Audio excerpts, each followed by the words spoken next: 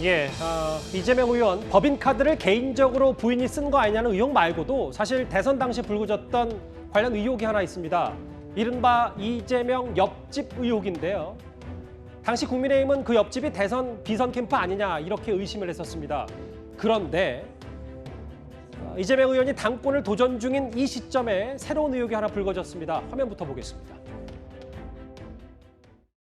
GH 합숙소를 2020년 8월 이 후보 자택 옆으로 옮겨서 사용하면서 이 후보 공약 준비 등 대선 준비를 한 것이 아닌가는 이 후보가 몰랐다고 하는 것은 더더욱 말도 안 되거니와 솔직히 말씀드리면 이제 던질 게 없으니까 별걸 다 던진다. 그게 왜 대선 이슈인지 잘 모르겠어요. 공교롭게 그 근처에 뭐 어떤 누가 그 직원들이 사는 주택을 매입한 모양이거나 전세한 모양인데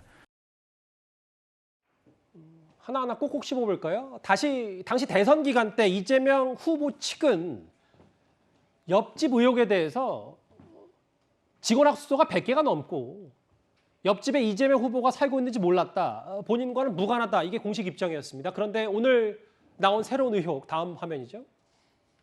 이 얘기입니다. 사적 비서 아니었냐. 의혹의 중심에 있는 5급 공무원 배모 씨가 이재명 의원의 옆집 전세 매물로 내놨습니다. 이게 김근식 교수님, 흥미롭다고 해야 됩니까? 어떻게 받아들여야 돼요? 흥미로울 뿐만 아니라 놀랍죠. 저는 이제 이재명 의원이 지금 당대표로 나와서 제기되는 여러 가지 수사 혐의 또 의혹에 대해서 이렇게 설명하는 걸 보면 정말 자기 자신은 털끝만큼도 잘못이 없다. 그리고 자기를 전부 죽이려고 하는 것이다. 뭐 이런 식의 그 피해 의식을 이야기합니다만 지금 드러나면서 해명하는 것들 보면 양파 껍질 벗기듯이 하나씩 말도 안 되는 새로운 사실들이 드러나지 않습니까? 그 이른바 참고인으로 조사받았다 극단적 선택을 했다는 분도 전혀 모르고 나하고는 아무 상관없다고 굉장히 벌맨 불만을 털어놓으셨는데 알고 보니까 김혜경 여사의 차를 운전한 것으로 돈을 선거 비용을 정식으로 받았던 분이고 예. 그 이야기가 들어가니까 직접 차를 한 게 아니고 선행 차량 운전한 사람이나 이 김혜경 여사 운전한 사람이 무슨 큰 차이가 있습니까? 거짓말은 거짓말인 거 아니겠습니까? 그런데 거기다가 더 놀라운 것은 지금 오늘 앵커께서 말씀하신 것처럼 그 문제가 당시 대선 당시 됐었던 그 바로 옆집에 있다고 하는 경기도 그 개발공사의 직원 학습소라고 하는 그 석연찮은 집이 왜 배모 사무관이 복덕방에 내놨을까요? 이건 드러난 사실 아닙니까? 공인중개사를 중개업소에다가 어떻게 내놨을까요? 우리 상식적으로 생각해 보면 그 중개사업소에다가 중개사에다가 이걸 내놓을 때 매물로 내놓거나 전세를 내놓을 때는요. 그 집 주인이거나 아니면 그 집 세입자고 잘 알거나 아니면 그 집을 살고 있는 사람한테 정말 모든 정권을 위임받은 사람이어야 되는 거 아닙니까? 맞아요. 이게 상식 아닙니까?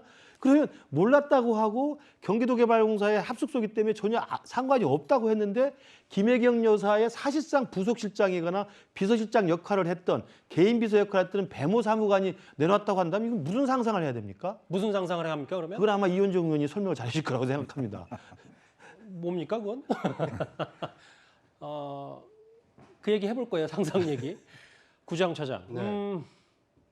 2020년 여름에 옆집 전세 매물로 배모 씨가 부동산 일을 하는 건 아닐 거 아니에요, 그죠? 네. 그러니까 이제 배모 씨는 그 소속은 경기도청의 이 도지사 비서실 소속이었습니다. 예. 그러니까 경기주택도시공사하고는 아무 상관이 없는 사람입니다. 그러니까 경기주택도시공사도 경기도의 산하 기관일 뿐이지 경기도가 직접 관할하는 기관은 아니기 때문에 배모 씨가 그 관련 뭐 집에 대해서 전세를 내놓을 수 있는 이 권한과 이 권리는 없는 상태거든요. 그런 배 씨가 왜 이재명 지사의 바로 옆집에 어떤 그 전세 계약 전세를 내놨을까? 이거에 대해서는 이제 의구심이 지금 싹트고 있는 거거든요. 싹트고 있고 그러다 보니까 혹시라도 그것이 명목상은 경기주택도시공사 그 합숙소였지만 실제로는 이재명 지사 또는 이재명 지사 배우자인 이 김혜경 여사와 관련 있는 집 아니었느냐? 김혜경 씨와. 예. 그렇습니다. 그러니까 이런 새로운 의혹이 지금 제기가 된 겁니다. 그러니까 배 씨의 역할은 뭐였고 배 씨가 그렇게 관여했을 만한 이유가 따로 있는 거 아니냐? 이런 새로운 의혹이 지금 제기된 상황입니다. 예. 일단 이 부분에 대해서는 좀 더 수사기관에서 확인이 필요해 보이긴 합니다. 다만 다만. 그 옆집이요. 그 당시에 보도됐던 자료들을 찾아보면 옆집의 소유자가 80대 노인으로 알려져 있는데 예. 그 노인의 아들 부부가 김혜경 씨와 배 씨와 친분이 있었다라는 이제 내용들이 알려져 있습니다. 아하. 그리고 지금 이 배 씨가 전세로 내놓은 것은 그 집주인을 어떻게 보면 대리해서 내놨다고 볼 수 있고요. 예. 그렇다고 하면 그 이후에 GH에서 전세 계약한 것까지 배 씨가 관할을 했는지에 대해서는 아직까지 드러난 바는 없기 때문에 네. 조금 더 확인을 해봐야 될 것 같습니다. 무슨 말씀인지는 알겠는데 일단 건너 사람 간의 관계가 그럼 잘 모른다고 했고 옆집에 누구 사는지도 몰랐다는 인터뷰까지 제가 기억이 나는데 당시 대선 당시 건너 간다. 이현정 의원님 아까 김은식 교수님이 토스를 해주셔서 그 상상력엔 뭐가 있을까요? 글쎄 뭐 여러 가지 아마 이제 시나리오 생각할 수 있는데 이 옆집 그 산 분이 그 이제 그 소유주의 이제 아들 부부가 살았는데요. 이 두 사람 다 성남시 직원입니다. 산하단체 직원이고 성남시 자원봉사단 직원이에요. 예. 자, 그런데 이 직원들은 그 회사를 떠나서 이 이사를 전세를 떠나서 광주시, 그러니까 경기도 광주시로 이 전세를 이사를 갔어요. 이게 2020년 8월 달입니다. 8월 달에 이제 집을 내놨고 예. 내놓자마자 얼마 안 있어서 바로 GH공사가 이 집을 샀는데 이게 61평입니다. 그런데 GH공사 규정에 따르면 한 명당 얼마 정도의 공간이 있거든요.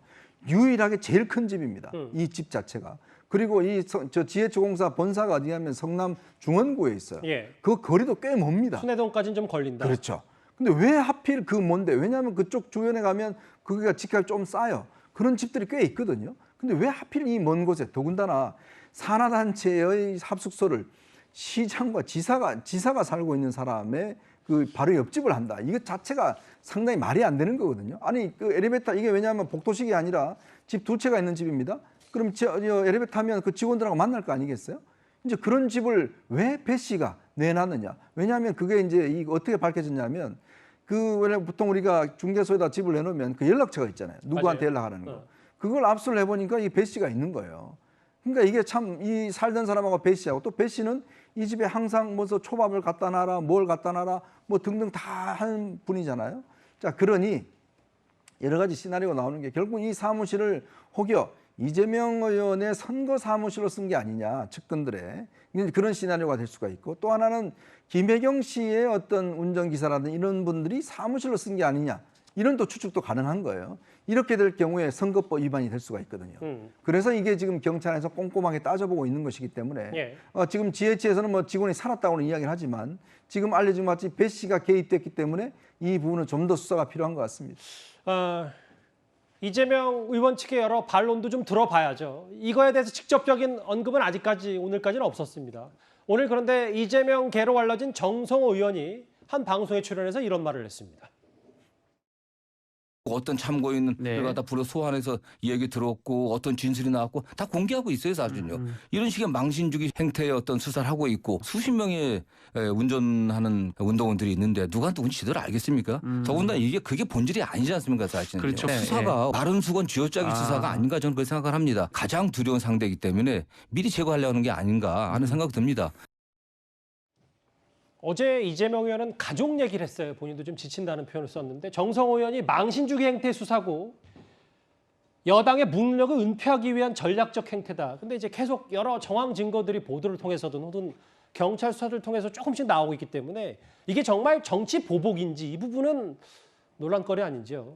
그렇습니다. 일단 두 갈래로 좀 봐야 될 것 같아요. 이제 첫 번째는 이제 지금 법인카드 유용과 관련해서 숨진 참고인에 대해서요. 예. 너무 많은 좀 공방들이 오고 간다는 부분이 좀 안타깝습니다. 일단 숨진 참고인이 선행 차량을 운전했다라든지 이런 식의 얘기들은 사실 이 법인카드 유용 의혹에는 본질적인 부분은 아닙니다. 법적으로 봤을 때는 법인카드가 유용을 됐는지 안 됐는지는 뭐 결제 내역이라든지 그 후에 어떻게 활용이 됐는지 부분을 확인해서 수사를 하고 조사하면 되는 것인데 사실 숨진 참고인이 어떤 역할을 했는지는 이번 그 쟁점에서는 핵심이라고 보긴 좀 어렵다는 부분이 있습니다. 그리고 또 한 가지는 자꾸 수사기관에서 수사됐던 내용들이 언론을 통해 보도된다라든지 또는 경찰에서 8월 중순 그러니까 민주당의 전당대회가 8월 28일로 예정되어 있는데 중순에 결과를 발표하겠다라고 미리 못 박는 행위들은 야당의 입장에서 본다면 정치적인 영향력을 미치기 위함이 아닌가라는 또 우려를 제기할 수밖에 없는 것 같습니다. 8월 중순에 마무리하겠다는 경찰 수사 얘기는 뭐 일부 보도니까 뭐 정확히 경찰의 공식 입장이라 보긴 좀 어려운 부분도 있습니다.